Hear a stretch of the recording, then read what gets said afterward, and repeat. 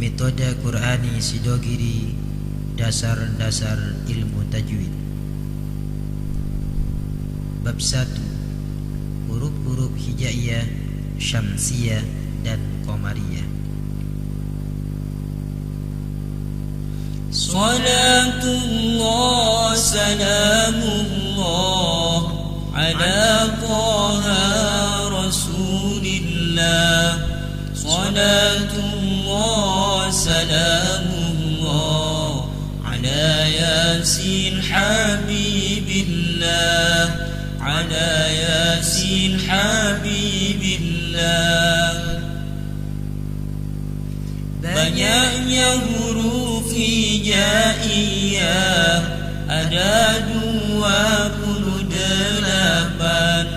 Alif ba ta tha jim ha, kha dal zal ra dal za, kha dal zal ra dal za.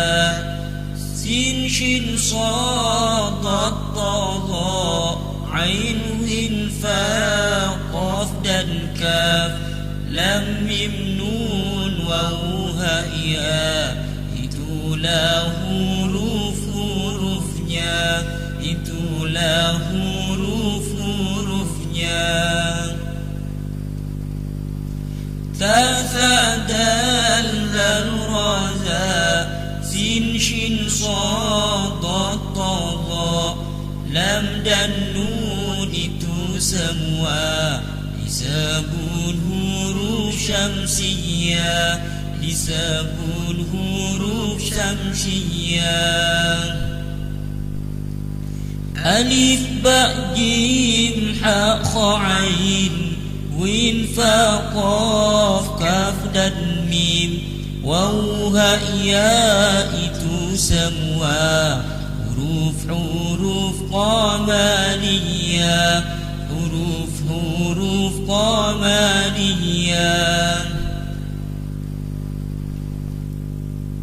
Bab 2. Nun sukun dan tanwin yang bertemu huruf hijaiyah. Nun sukun dan tanwin, nun sukun dan tanwin, jika bertemu hijaiyah, hukumnya ada 4, hukumnya ada 4. 1. Izhar berarti terang, 2. Idgham maksudnya huruf, 3. Ikhlas suara mim sukun, 4. Ikhfa berarti samar, 4. Ikhfa berarti samar. Nun sukun dan tanwin, nun sukun dan tanwin, jika bertemu huruf halqiyah, itu disebut bacaan izhar, itu disebut bacaan izhar. Idgham itu ada 2, idgham bi gunna dan bila gunna. Idgham bi gunna berarti dengung, bila gunna tanpa dengung, bila gunna tanpa dengung. Nun sukun dan tanwin, nun sukun dan tanwin, jika bertemu huruf yanmu, itu disebut idgham bi gunna, itu disebut idgham bi gunna.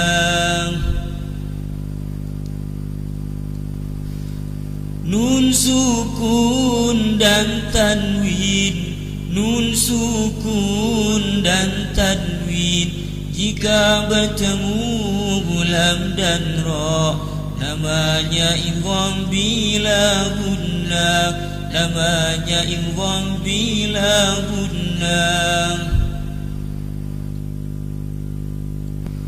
Nun sukun dan tanwin, nun sukun dan tanwin, Jika berjumpa huruf ba, itu disebut dengan iqlab, itu disebut dengan iqlab.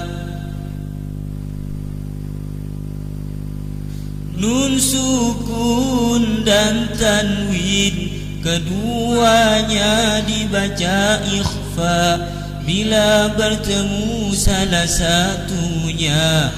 Huruf 15 banyaknya, huruf 15 banyaknya. Ta, tha, jim, dal, zal, za, sin, shin, sad, dad, ta, dha, fa, qaf, kaf, itu semua huruf-huruf bacaan ikhfa, huruf-huruf bacaan ikhfa. Bab 3. Hukum mim sukun. Hukum mim sukun ada 3. Idgham mithlan yang pertama, ikhfa syafawi yang nomor 2, izhar syafawi yang nomor 3, izhar syafawi yang nomor 3. Mim sukun bertemu mim, itu disebut idgham mithlain. Dan jika bertemu ba, maka disebut ikhfa syafawi, maka disebut ikhfa syafawi. Mim sukun jika bertemu, mim sukun jika bertemu huruf selain mim dan ba, disebut izhar syafawi, disebut izhar syafawi. Bab 4. Hukum mim bertasydid atau gunnah musyaddadah. Nun dan mim yang bertasydid, nun dan mim yang bertasydid keduanya dibaca gunnah. Gunnah itu berarti dengung, gunnah itu berarti dengung. Bab 5. Idgham mutamathilain. Jika bertemu huruf yang sama dalam makhraj dan sifatnya, seperti mim bertemu mim, itu namanya idgham mithlain, itu namanya idgham mithlain. Bab 6. Idgham mutajanisain. Jika berkumpul huruf yang sama dalam makhraj bukan sifatnya, dan huruf yang pertama mati, itu idgham mutajanisain, itu idgham mutajanisain. Bab 7. Idgham mutaqaribain. Jika dua huruf yang dekat dalam makhraj dan juga sifat berkumpul, yang pertama mati, itu idgham mutaqaribain, itu idgham mutaqaribain. Bab 8. Qalqalah. Huruf qalqalah ada 5, qadbu jadin huruf-hurufnya.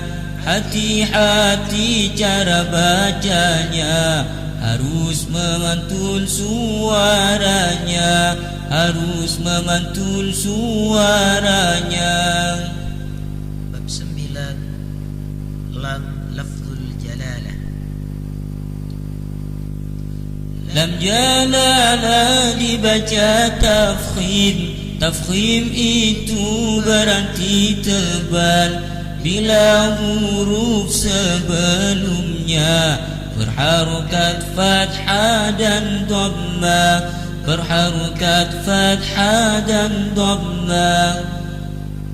Lam jalala dibaca tarqiq, tarqiq itu berarti tipis bila sebelumnya itu terdapat harokat yang kasroh, terdapat harokat yang kasroh. Bab 11 Hukum Ra.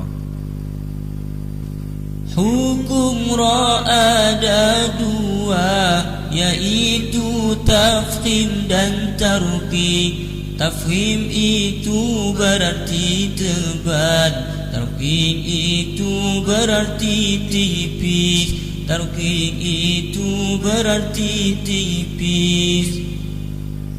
Ra sukun yang diawali fathah, dhammah, hamzah, wasal, kasrah dan bertemu isti'ala, semuanya dibaca tafkhim, semuanya dibaca tafkhim. Ra yang berharokat kasrah atau sukun setelah kasrah itu harus dibaca tarqiq. Tarqiq itu artinya tipis, tarqiq itu artinya tipis. Ra sukun setelah kasrah bertemu isti'ala kasrah itu boleh dibaca dua, yaitu tafkhim dan tarqiq, yaitu tafkhim dan tarqiq. Bab 12 Mad dan Qasr. Mad itu dibagi dua, mad asli dan far'i. Mad asli disebut tabi'i, panjangnya satu alif, panjangnya satu alif. Bila setelahnya mad terdapat hamzah dan sukun, itu namanya mad far'i, yang artinya adalah cabang, yang artinya adalah cabang. Mad wajib dibaca panjang, mad jaiz dibaca panjang, kedua-duanya sama, dua alif setengah, dua alif setengah. Mad lazim dibaca panjang, panjangnya tiga alif, tidak lebih dan tidak kurang. Lazim itu artinya tetap, lazim itu artinya tetap.